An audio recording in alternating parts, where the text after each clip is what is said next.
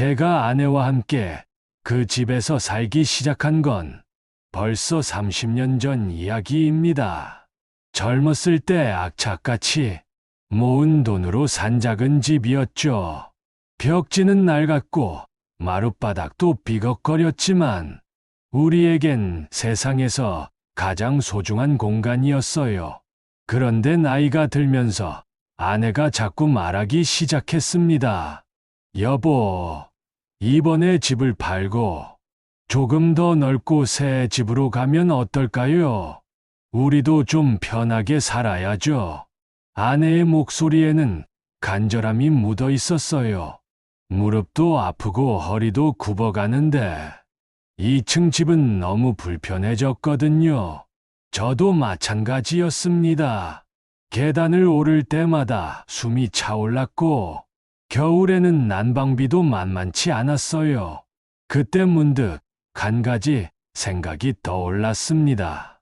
어차피 이 집은 나중에 아들 민수에게 물려줄 텐데 지금 아예 아들 명의로 해서 같이 살면 어떨까 하는 생각이었죠. 그래, 그리고 어차피 나중에 이 집은 민수한테 갈 거 아닌가. 그럴 바엔 지금 민수 앞으로 명의를 해주고 같이 사는 게 낫겠어. 아내도 고개를 끄덕였습니다. 사실 우리 부부가 가장 걱정하는 건 노후였거든요. 연금도 얼마 안 되고 병원비는 점점 늘어가고 있었어요. 아들과 함께 살면서 서로 도우며 지내면 얼마나 좋을까 싶었습니다. 민수에게 전화를 걸었습니다. 목소리가 떨렸어요. 괜히 부담스러워하면 어떡하나 하는 마음 때문이었죠. 민수야, 아빠인데 혹시 우리가 집을 좀 넓은 곳으로 옮기면서 내 명의로 해서 같이 살면 어떨까? 전화 너머로 민수의 놀란 목소리가 들렸습니다. 아버지, 어머니, 저도 당연히 좋습니다. 같이 살면 제가 두 분 모시기에도 더 좋고요. 걱정 마세요. 그 순간 가슴이 뭉클해졌어요. 역시 내 아들이구나 싶었습니다. 30년 넘게 키워온 보람이 있다는 생각이 들었죠. 우리는 곧바로 집을 알아보기 시작했습니다. 기존 집을 팔고 저축해둔 돈을 합쳐서 5억 원 정도의 예산을 잡았어요. 서울 외곽이지만 깨끗하고 넓은 아파트를 찾았습니다. 부동산에서 계약서에 사인할 때 손이 떨렸어요. 평생 모은 전 재산을 아들 명의로 넘기는 순간이었거든요. 하지만 믿음이 있었습니다. 내 핏줄이고 30년 넘게 사랑으로 키운 아들이니까요. 이사 당일 민수가 친구들까지 불러서 도와줬습니다. 새 집은 정말 깨끗했어요. 넓은 거실에 방도 3개나 됐고 베란다에서는 한강이 보였습니다. 아내가 기뻐서 어쩔 줄 몰라 했어요. 여보, 우리가 이런 집에서 살 줄 누가 알았겠어요. 저도 마음이 뿌듯했습니다. 이제 편안한 노후를 보낼 수 있을 것 같았거든요. 민수 부부와 함께 살면서 손자도 보고 가족끼리 화목하게 지낼 수 있을 거라 생각했어요. 그날 밤 새 집에서의 첫 잠자리에서 아내와 이야기를 나눴습니다. 정말 잘한 선택인 것 같아요. 민수도 좋아하고 우리도 편하고 그렇지. 이제 걱정 없이 살 수 있을 거야. 창밖으로 보이는 한강의 야경이 우리 마음만큼이나 반짝였습니다. 그때만 해도 이 행복이 단 3개월밖에 지속되지 않을 줄은 꿈에도 몰랐어요. 새 집에서 한 달쯤 지났을 때였습니다. 처음엔 모든 게 완벽해 보였어요. 민수는 매일 퇴근하면서 과일이나 반찬거리를 사왔고 며느리 영희도 예의 바르게 대해줬거든요. 하지만 미묘한 변화가 느껴지기 시작했습니다. 처음엔 제가 예민해서 그런가 했어요. 나이가 들면서 괜히 눈치를 보게 된 건 아닌가 싶었거든요. 영희가 전화 통화하는 소리가 방 안까지 들렸습니다. 언니 시부모님과 같이 사는 거 진짜 힘들어. 진혼인데도 마음 편히 있을 수가 없어. 가슴이 철렁했어요. 설마 우리 때문에 불편해하는 건 아니겠지 싶었지만 그 목소리에는 짜증이 섞여 있었거든요. 며칠 뒤엔 민수와 영희가 작은 소리로 대화하는 걸 우연히 들었습니다. 당신 부모님이랑 계속 같이 사는 게 솔직히 불편해. 우리도 신혼인데 뭘 하려고 해도 눈치 보이고. 알겠어. 근데 지금 집 명의도 내 거고. 어떻게든 방법을 찾아야지. 그 순간 온몸에 소름이 돋았습니다. 민수의 목소리가 차갑게 느껴졌거든요. 마치 우리를 귀찮은 존재로 여기는 것 같았어요. 그날부터 집 안 분위기가 눈에 띄게 달라졌습니다. 이전에는 함께 저녁을 먹으며 하루 있었던 일들을 나누곤 했는데 이제는 민수 부부가 방에서 따로 먹는 일이 많아졌어요. 아내도 눈치챘나 봅니다. 설거지를 하면서 한숨을 자주 쉬었거든요. 여보, 우리가 너무 불편하게 해드리는 건 아닐까요? 아니야, 우리 집인데 뭐가 불편해. 입으론 그렇게 말했지만 속으론 불안했어요.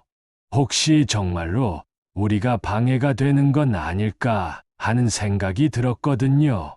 어느 날 저녁, 민수가 퇴근하자마자 영희와 방으로 들어가더니 문을 닫았어요. 그러고는 1시간 넘게 무슨 이야기를 하는지 들리지 않았죠. 다음 날부터는 아예 인사도 건성으로 했습니다.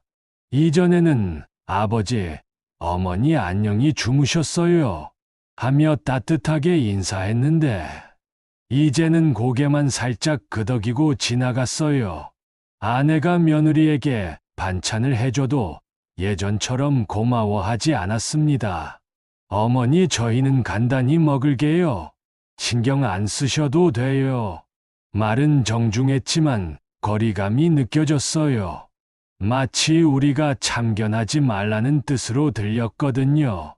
저는 점점 더 작아졌습니다. 거실에서 TV를 볼 때도 소리를 줄였고 전화 통화할 때도 목소리를 낮췄어요. 우리 집인데도 눈치를 보며 살게 된 거죠. 가장 충격적이었던 건 민수가 친구들과 통화하는 걸 들었을 때였습니다. 형, 부모님과 같이 사는 거 생각보다 힘들어. 영희도 스트레스 받고 뭔가 방법을 찾아야 할 것 같아. 제 귀를 의심했어요. 고작 3개월 전만 해도 같이 살면 제가 2분 모시기에도 더 좋고요라고 했던 아들이었는데 이제는 우리를 부담스러워하고 있었거든요. 그날 밤 잠자리에서 아내와 이야기했습니다. 여보, 민수 생각이 바뀐 것 같아요. 나도 그런 느낌이야. 하지만 뭐 어쩌겠어. 우리가 참고 살아야지. 하지만 참는 것도 한계가 있었어요. 매일매일 눈치를 보며 사는 게 이렇게 힘든 줄 몰랐거든요. 우리가 집주인인데도 손님처럼 조심스럽게 살고 있었어요. 3개월째 되던 어느 일요일 오후였습니다. 민수가 갑자기 거실로 나와서 심각한 표정을 지었어요.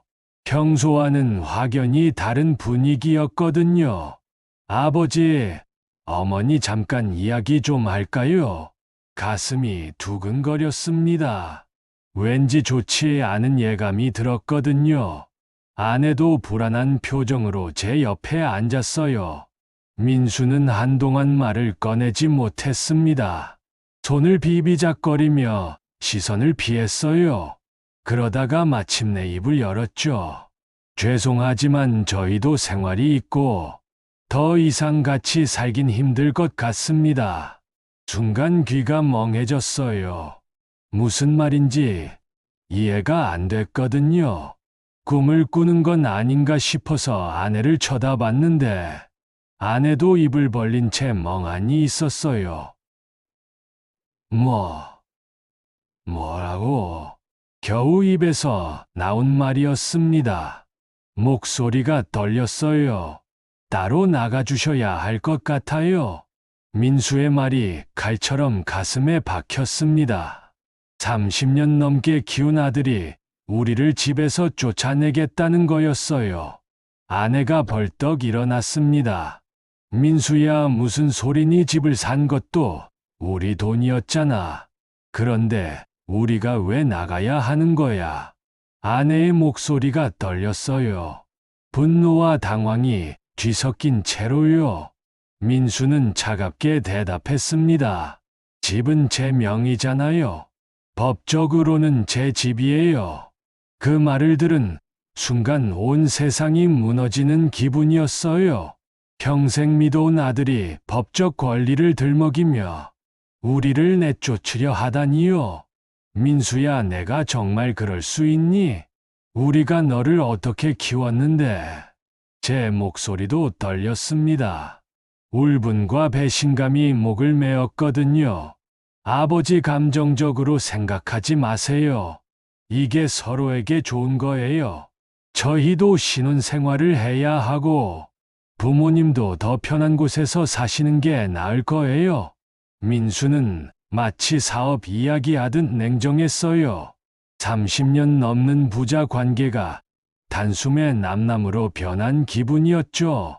편한 곳이라니? 우리가 어디로 가라는 거야? 전 재산을 이 집에 쏟아부었는데. 아내가 소리쳤습니다. 평생 얌전하게 살아온 아내가 그렇게 큰 소리를 내는 걸 처음 봤어요. 그건 부모님이 알아서 하셔야죠. 저도 어쩔 수 없어요. 민수의 말 한마디 한마디가 비수처럼 꽂혔습니다. 이게 정말 내가 키운 아들인가 싶었어요. 언제까지? 겨우 그 말을 물었습니다. 한 달 정도 시간을 드릴게요. 그때까지 다른 곳을 알아보세요. 한 달이라니. 평생 모은 재산을 쏟아부어 산 집에서 단 3개월 살고 나가라는 거였어요. 그날 밤 아내와 저는 한마디도 못했습니다. 그냥 멍하니 앉아 있었어요. 30년 전 첫째 아들을 품에 안았을 때의 기쁨, 학교 다닐 때 뒷바라지 해준 기억들, 대학 등록금을 마련하려고 밤낮 없이 일했던 날들이 주마등처럼 스쳐갔어요. 그 모든 게 한순간에 무너져 버렸습니다. 사랑으로 키운 아들이 법적 권리를 앞세워 우리를 내쫓는다는 현실이 받아들여지지 않았어요. 한 달이라는 시간은 생각보다 빨리 지나갔습니다. 그동안 갈 곳을 찾아보려 애썼지만 쉽지 않았어요. 전세금은 민수 집에 모두 들어갔고 남은 돈으론 변변한 곳을 구할 수 없었거든요. 마지막 날이 다가왔습니다. 민수는 이사 트럭까지 불러놨어요. 우리 짐을 빨리 치우고 싶어 하는 게 눈에 보였죠. 아버지, 어머니, 트럭 왔어요. 빨리 짐 정리해 주세요. 마치 남의 일처럼 말하는 민수를 보며 가슴이 미어졌습니다. 이게 정말 내 아들인가 싶었어요. 가져갈 수 있는 건 옷가지와 생필품뿐이었습니다. 평생 모아온 추억의 물건들, 가족 사진들은 그대로 두고 나와야 했어요. 민수는 그런 것까지 가져가는 걸 탐탁지 않아 했거든요. 이것들은 어떻게 해요? 아내가 떨리는 목소리로 물었습니다. 나중에 정리해서 보내드릴게요. 하지만 그 말을 믿을 수 없었어요. 이미 우리에 대한 정은 다 식은 상태였으니까요. 낡은 가방 2개에 필요한 것들만 담았습니다. 70년 인생의 흔적이 그 작은 가방 안에 들어간다는 게 서글퍼져요. 아파트 현관문을 나서는 순간 뒤돌아보지 않겠다고 다짐했습니다. 하지만 발길이 떨어지지 않았어요. 3개월이라는 짧은 시간이었지만 그래도 마지막 집이라고 생각했던 곳이었거든요. 어머니, 빨리 가요. 민수가 재촉했습니다. 마치 우리를 빨리 보내버리고 싶어 하는 것처럼요. 엘리베이터를 타고 내려가는 동안 아무 말도 할 수 없었어요. 아내의 손이 차갑게 식어 있었거든요. 아파트 단지를 나서자마자 민수는 돌아갔습니다. 몸 건강히 지내세요라는 인사도 없이 그냥 가버렸어요. 거리에 덩그러니 남겨진 건 우리 부부뿐이었습니다. 70세가 넘은 나이에 집도 없이 길 위에 서 있다는 현실이 믿어지지 않았어요. 여보, 우리가 왜 이런 꼴이 된 걸까요? 아내의 목소리에 절망이 묻어 있었습니다. 저도 대답할 말이 없었어요. 다 제가 잘못 판단한 결과였거든요. 다 내 잘못이야. 민수만 믿고 명의를 넘긴 게 잘못이었어. 자책감이 밀려왔습니다. 아내에게 이런 고생을 시키게 된 것도, 노후에 집 한 채 없이 떠돌게 된 것도 모두 제 잘못된 선택 때문이었어요. 임시로 머물 곳을 찾아 헤맸습니다. 하지만 보증금 없이 들어갈 수 있는 곳은 많지 않았어요. 결국 고시텔 같은 쪽방을 전전하며 살게 되었죠. 그 작은 방에서 아내와 마주 앉아 있노라니 눈물이 났습니다. 평생 성실하게 살아온 우리가 왜 이런 신세가 되어야 하는지 알 수 없었거든요. 여보, 우리 잘못 산 거 아니에요. 아내의 물음에 답할 수 없었습니다. 아들을 사랑한 게 잘못이었나요? 가족을 믿은 게 잘못이었나요? 그런데 결과는 이렇게 참혹했어요. 그날 밤 제대로 잠을 이룰 수 없었습니다. 민수와의 추억들이 계속 떠올랐거든요. 아기였을 때 업고 다녔던 기억, 첫걸음을 뗐을 때의 기쁨, 대학 합격했을 때의 자랑스러움, 그 모든 것이 한순간에 물거품이 되어버렸어요. 그로부터 6개월이 지났습니다. 우리는 여전히 작은 쪽방에서 살고 있어요. 월세도 만만치 않아서 하루하루가 빠듯합니다. 민수로부터는 연락이 없었어요. 한 번도 안부를 묻지 않았거든요. 마치 우리가 존재하지 않는 것처럼 살아가고 있는 것 같았어요. 가끔 그 아파트 앞을 지나갈 때가 있습니다. 우리가 전 재산을 쏟아부어 산 그 집을 보면 복잡한 심정이 들어요. 법적으로는 민수의 집이지만 실질적으론 우리 돈으로 산 집이거든요. 이런 일을 겪고 나서 깨달은 게 있어요. 아무리 가족이라도, 아무리 사랑하는 자식이라도 법적인 권리와 감정은 별개라는 것입니다. 사랑은 마음으로, 주되 재산은 법적으로 지켜야 한다. 이게 제가 얻은 뼈아픈 교훈이에요. 만약 그때로 다시 돌아간다면 절대 애 같은 선택을 하지 않을 겁니다. 요즘 비슷한 상황에 있는 분들의 이야기를 종종 듣게 됩니다. 자식을 믿고 재산을 넘겨줬다가 쫓겨나는 노인들의 이야기를요. 그럴 때마다 가슴이 아픕니다. 제 이야기와 너무 똑같거든요. 아내의 건강이 예전 같지 않아요. 이런 스트레스를 받으면서 많이 약해졌거든요. 병원에 가고 싶어도 돈이 없어서 참고 있는 상황이에요. 가끔 후회가 밀려옵니다. 그냥 작은 집에서라도 둘이 조용히 살았으면 좋았을 텐데 하는 생각이 들어요. 욕심을 부리지 말았어야 했는데 아들에 대한 믿음이 너무 컸나 봅니다. 하지만 이제 와서 후회해봤자 소용없죠. 이미 엎질러진 물이니까요. 다만 이런 일이 다른 분들께는 일어나지 않았으면 하는 마음뿐입니다. 재산을 자식에게 물려주고 싶은 마음은 모든 부모가 갖고 있을 겁니다. 하지만 살아있는 동안만큼은 자신의 이름으로 지켜야 해요. 그래야 마지막까지 존중받으며 살 수 있거든요. 사랑하는 자식이기에 더 편히 살게 해주고 싶어서 내린 선택이었습니다. 하지만 법적 권리는 냉정했어요. 감정이나 사랑으로는 어쩔 수 없는 것이 법이었거든요.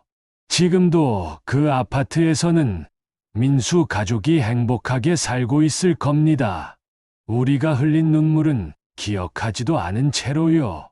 그게 현실이에요. 만약 여러분이 저와 같은 상황에 있다면 부디 신중하게 결정하세요. 아무리 사랑하는 가족이라도 재산은 끝까지 지켜야 합니다. 그게 자신을 지키는 마지막 보루거든요. 70년 인생을 살아오면서 이런 배신을 당할 줄은 몰랐어요. 하지만 이것도 삶의 한 부분이겠죠. 다만 이 이야기를 통해 한 분이라도 같은 실수를 하지 않으셨으면 하는 게 제 마지막 소원입니다.